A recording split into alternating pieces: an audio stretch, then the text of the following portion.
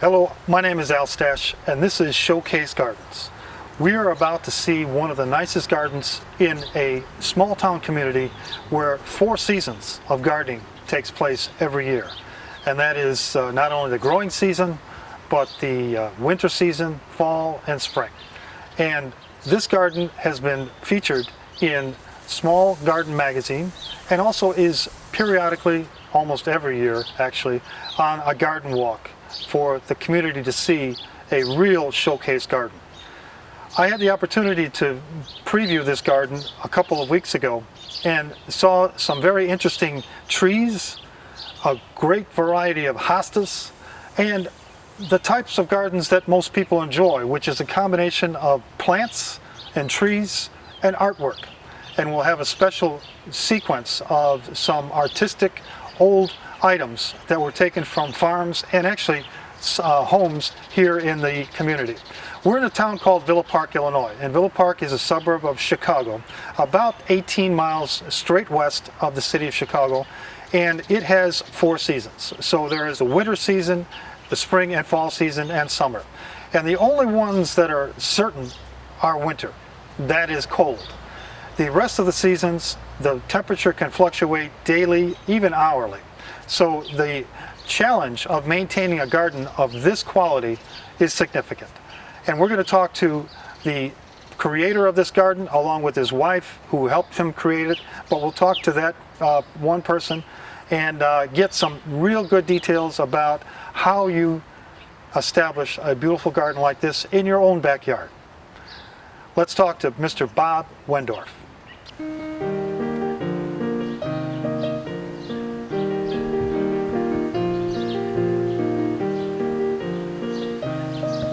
Got a plan? Good morning, I'm Bob Wendorff in Villa Park, Illinois. One of the things I enjoy growing are hostas. This is one of the largest hostas that can be grown. This is called Sum and Substance. And it grows rapidly and it produces a nice light green color. One other thing about hostas is that you need to make sure that they're planted generally in shade. Some take a lot of shade, some can take more sun. Underneath it is a small hosta called the lemon lime, and it's also a very prolific grower. Another interesting hosta is Big Daddy, which has got these large blue seersuckered leaves. Also a fast grower, and it grows very nicely. Next to it is Parkey's Gold here. Parkey's Gold is much more sun tolerant than a lot of hostas. This is one of my favorite hostas because then I can grow it in more sunlight than many. Now this hosta has purple flowers that are blooming early. Hostas bloom throughout the year, not every, and different ones bloom at different times, but there's purple to white. Some have a beautiful scent, some don't have any scent. One of the most beautiful hostas, I think, is a hosta known as June. Also with the dark blue edge and the golden, almost cream-colored center. It goes nicely with corbels because of the dark contrast between the purple and the lighter colors.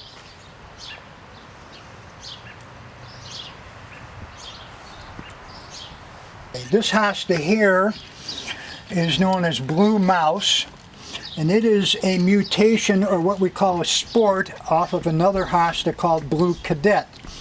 This has become one of the more popular hostas in recent years.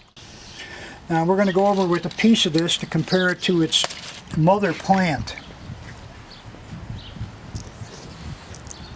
Here's the Blue Mouse leaf that we took off the other plant, and this was found originally as a mutation coming off of this Blue Cadet plant.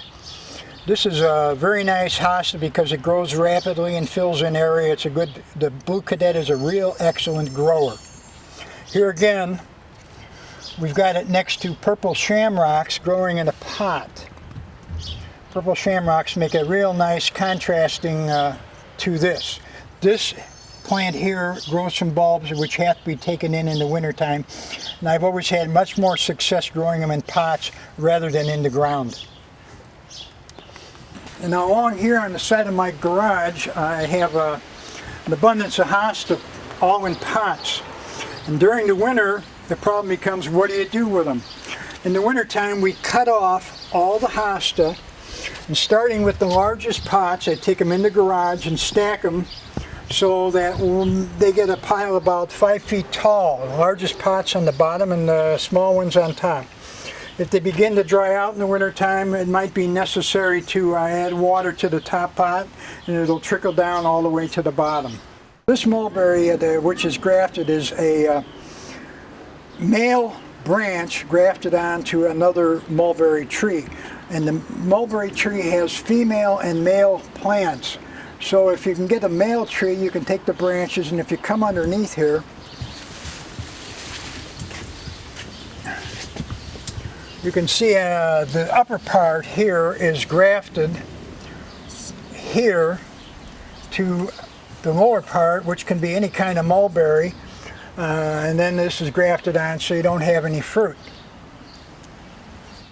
This is a variegated pagoda tree. This was raised from a small branch sucker, which you can see over here. If you take one of these suckers, which are very pliable at this stage, and you place it in the ground and bury it in the ground for 2 years and then dig it up, then you can take this small tree, which will have roots growing on it, and transplant it and get a tree. And that's where this tree came from. It came from my son's house in Lombard, where he had taken one of the limbs like that and the suckers on the ground and put it down in the ground, and now I got a tree.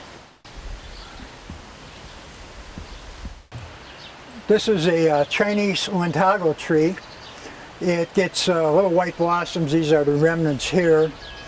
But I prune it down every year because it would shoot up too high. So this has been hand pruned to give it a kind of an Asian shape. This tree too came from scratch, you might say.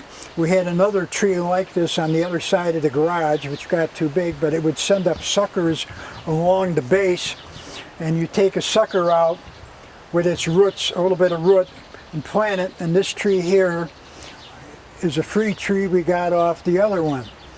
It's a good way to get trees a lot of times, is just work with, you might say, nothing. Another nice tree, weeping tree, is the Snow Mountain weeping cherry. This gets an abundance of white flowers in the early spring, but it does not bear fruit. It makes a nice ornamental tree in the yard. This is a Montgomery blue spruce. One of the features of this tree is that it spreads. It's short growing, wide, and normally it's only going to get about 3 to 4 inches of growth per year. It's a great ornamental. Next to it over here is a weeping blue spruce.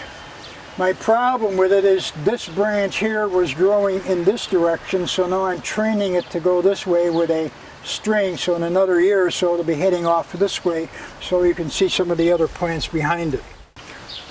This is an Alaskan cedar. It grows about 40 feet tall. You say, well, you got to plant it too close to my oak tree here. That's true, but someday one of them will have to go, probably this. This has been pruned back. You can prune them back so they're only 1.5 feet wide, or you can make them a little wider. You can prune them back again. Makes a nice ornamental tree in the garden. This is a gold coin Scotch pine. Has gold color through the winter and turns more green in the summer. It's a fast grower, so every spring I come out and take the tips and break them down so that it doesn't spread as fast. When it was first planted, my wife said, "Why did you bring that ugly tree here?" Because it didn't have any shape. But since then we've shaped it up and it's coming along real well.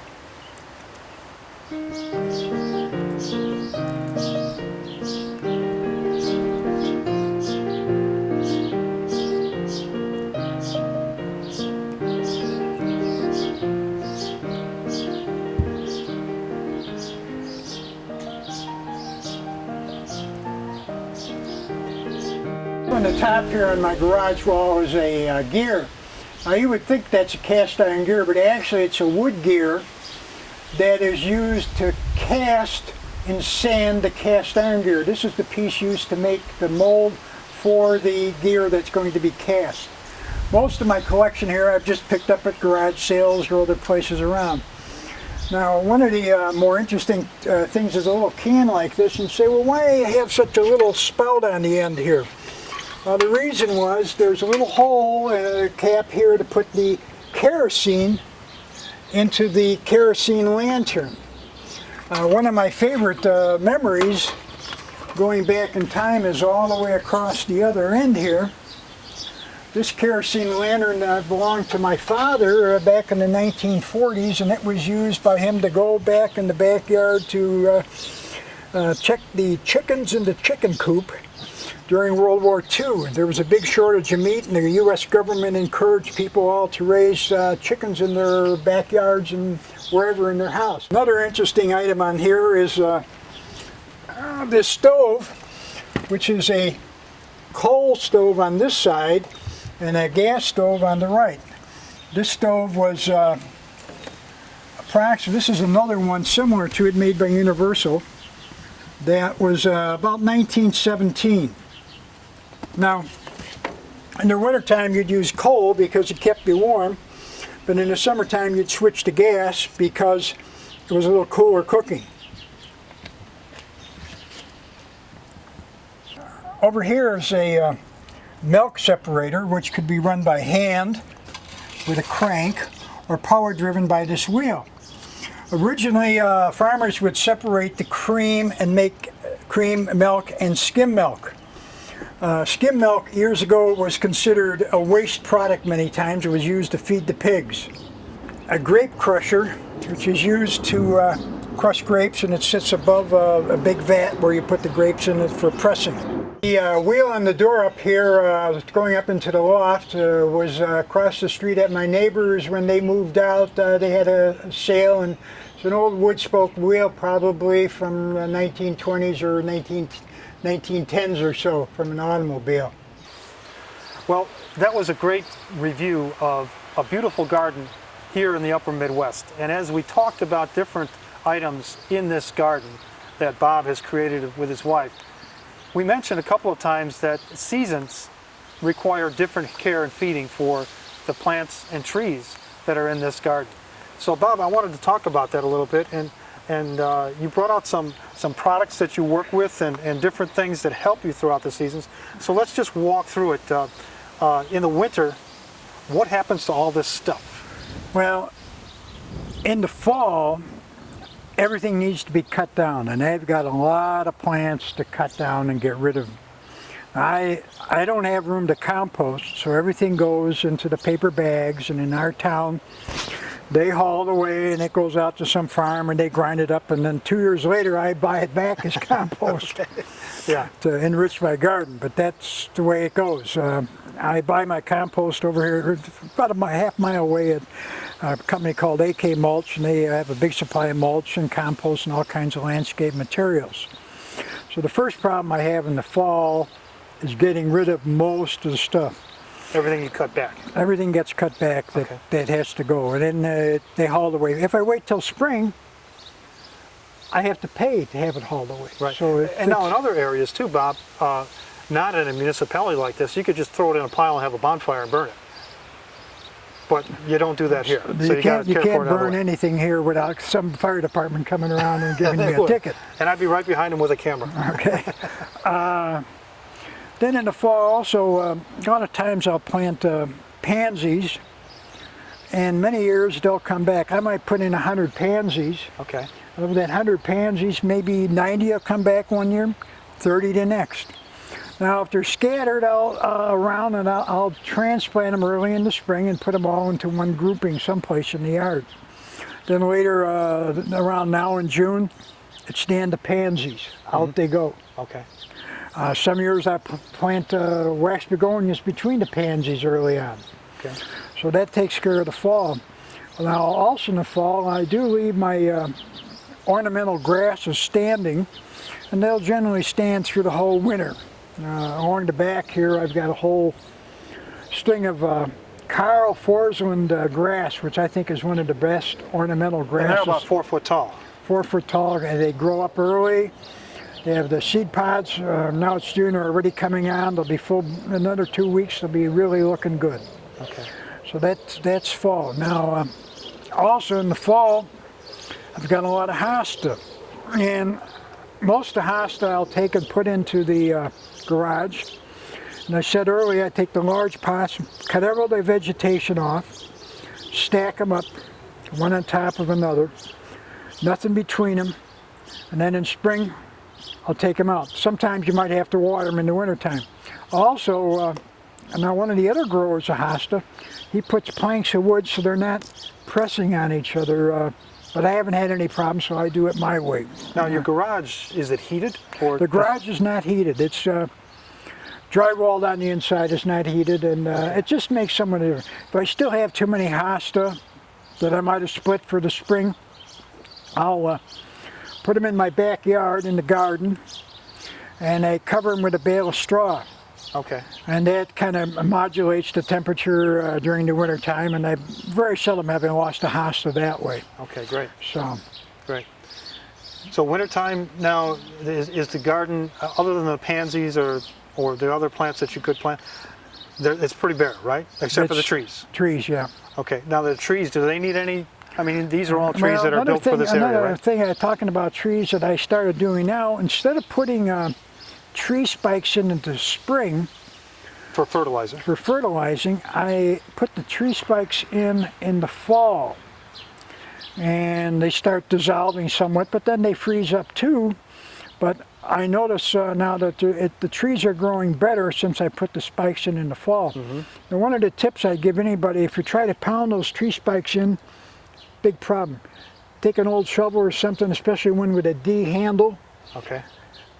put a point on it somewhat and push it into soft ground, make a hole, and then you just have to push Pre-drill the ground. Pre-drill that ground, and you got it Okay. made as far as Good tip. Good tip. So now the winter around here, we could go to 20 below, and the frost line is 42 inches or so in the ground. So pretty much everything that's out there has to be able to survive that environment. Then all of a sudden in spring, you get this wide fluctuation up here in the upper Midwest of temperatures and ground, freezing, unfreezing, water levels change. What do you do then? Well, my big problem with all the hosta, they're perennials. All the other perennials can survive frost, Okay. but hosta will be ruined by the frost. So come spring, if we have a frost, I've got to go out here, and the plants aren't up too far. Mm-hmm. They get covered with boxes Okay. or Just regular buckets, cardboard box. cardboard boxes, or with blankets or sheets, whatever I can find to put over the hosta. Okay. They're not. Sometimes you got a pretty big hosta coming up, but you have no means of covering, so you got to put a blanket over or something to get it covered. And then sometimes you need to put a stick in the ground to support that covering so it doesn't mash your leaves down. Now, one of the things that also happens is recently we've gotten pretty high levels of snow that's accumulated over the winter. Is it snow and ice that damages these plants, or is it the temperature? Probably temperature. I know I snow blow my patio onto this planted area a lot, and I've lost one hosta maybe that way. But snow is really an insulator at times, right? It does well. I'd rather see snow than anything. Yeah, than ice or something like that. Yeah. Right. Okay. So in the spring, you kind of watch the temperatures and the rainfall and everything to determine when you can start to bring those hostas out, right? Well, they can come out, and if you get them growing, and if I have hostas sitting out in pots, and frost is coming, they all got to go in the garage. Right. Okay. Keeps me busy and keeps my weight down. Good exercise. But then as we migrate slowly, sometimes immediately, sometimes very slowly, from spring to summer, we can get temperatures in the hundreds, in this century mark. But pretty much here it's in the 80s, 70s with rain throughout the summer. Any big challenges throughout the summer? Well, the big challenge is drought or lack of rain. And one of the things I do is I turn the water on. Okay. I like my lawn green. I like my plants growing. This is my hobby. Yeah. And so I pay a big water bill. Right. But that's what I do. Other people. But with a purpose. Yeah. But it's my golf greens fee. Okay. All right. And you can pay richly for a golf green fee, so you do the same thing here. It's worthwhile to me. I'm praying for rain now. It's getting a little dry. You think it's fine now, but we're going to hit 90 today. And under a couple of my trees, there's a maple over here. It's starting to suck up all the water out of the ground, and I can see that. Yeah. If it doesn't rain in the next 24, 36 hours, I'll have the hose out. You'll have to do something to help it along. The other thing that you do to help along the plants throughout the seasons is fertilizer. And you brought out some different examples here, products that people are familiar with, Miracle Grow. You got 2 different ones. Tell us what these are. Okay, well, I'm going to start with this one. This is the typical Miracle Grow that says all-purpose plant food, and it's an excellent product. But the chemical makeup of the fertilizer produces green growth rather than flowers. Okay. And that is because it doesn't contain as much phosphorus as this other Miracle Grow. Okay. Now this Miracle Grow has a stronger amount of phosphorus, and this is what makes your blooms and roots grow. And it says right on the front, flower. Yeah, flower power. I call this flower power. Now there's all kinds of brands of this. There's another one here, Grow Fine Bloom. This one has got a real high middle number, 54. Okay. That's what you're looking for blooms and root growth. I don't want to put you on the spot, but one of them is nitrogen, one of them is nitrogen, phosphorus, and potash. Okay, so nitrogen is the first number, phosphorus is the second number, and potash is the last one. They're done in alphabetical order. Okay, good way to remember. Then here's another one. This is a slow release bloom product, and it also is good for blooms. Okay. I'm not particular with the brand. I'm always looking at what's that middle number for blooms and for root growth. When I split up hosta and I want them to grow, my concern is getting good roots in the spring. Okay. So I dig them up early, repot them, and I use this. And this is a liquid fertilizer. I'm always adding this or one of these to every sprinkling can of water. They say I may use the same amount they say use once a month. I might use once every 3 days. Okay. Never had a problem. The only problem is you put it on real young plants, you can burn them. You can burn them out with too much at fertilizer. One time, okay. yeah. Now you got another container down here. Can we talk about this? Yeah, this here, one of the brands of this is called Soil Moist. And in it, you can see this looks like kosher salt. But what this is a plastic material that absorbs water, and every grain of this will turn into a water module about the size of a small marble. That big? Wow. And hold moisture. So you take this and add it to your potting soil. Okay. And then this swells up in the pot and holds moisture so you don't have to water as often. Okay, and it slowly releases? And then it'll slowly release into the soil. But if you add too much of it, the dirt will swell up and come out over the pot. Now, I've seen this before, this type of chemical or device, and that's in those little white packets that you see in some electronics equipment that's thrown in there to keep the moisture away from the electronics. I don't know if it's exactly the same. No, it's not. It's similar. It's similar too. It's the same concept. Yeah. It grabs the moisture. Yeah. Right. Yeah, right. well, this grabs moisture and holds it. If you spill it on the ground, you're going to have like a big pile of jello lumps laying there. It really grabs through it. No. Okay, so it is another product I was going to mention when I can is this yes. Aluminum sulfate. There's another kind of different aluminums. This you have to use you can use on your plants to change the color of your plants during the summer, your hydrangeas. If you have a pink hydrangea, certain pink hydrangeas, you can turn them blue with this. Also, if you have a pin oak trees lack iron. We don't have enough iron in our soil in parts of Illinois here. So the aluminum sulfide will actually release the iron that's in the soil. So I use this under my pin oak trees and around the weep of the pin oak, but I also use ironite or another material like iron that contains iron to enrich the soil. Right. Now that's one of the things I wanted to talk about before we move on to our next segment, and that is the dirt that's under our the ground level here is much different here than it is in a lot of different areas throughout the country. You can see it just by looking at the color of it. In our case, the black dirt is really black, and it sets below the ground level and above the clay, and then eventually the gravel and whatever else is down there. That's different from like the reddish dirt that you'll see up in the northern sections of the country, or the sandy dirt that you see, or ground that you see like in Michigan and states around the Great Lakes. Big difference in the dirt that we're planting these things at. Well, one of the things is, if you buy a house today, Yeah, the dirt that you have may not be that black dirt. that black dirt. It could have been excavated and taken away. When we first moved here, there were patches that were more clay than black dirt. So Yeah. you're always enriching it with compost or peat moss, or some people put sand in to soften it up. There's other materials you can use, but compost is good. Mushroom compost, peat moss. Okay. The processed materials you can buy at wholesalers and so on that enrich the soil. And really, does that just like almost separate the ground so that the roots and the moisture can get through it, or what does that really do? Well, it makes it soft. You know, if you got hard soil and that little root is trying to get through, where's it Yeah. going to go? It can't get anywhere. It's blocked in that hard clay. It can't move. Where if you buy a potted plant, some of these potted plants, they're just planted in peat, which is real soft, or they're planted in some material. You look at some, they use a lot of little fine wood chips. There's different materials they use, but it's all to get that roots moving out. Right, right.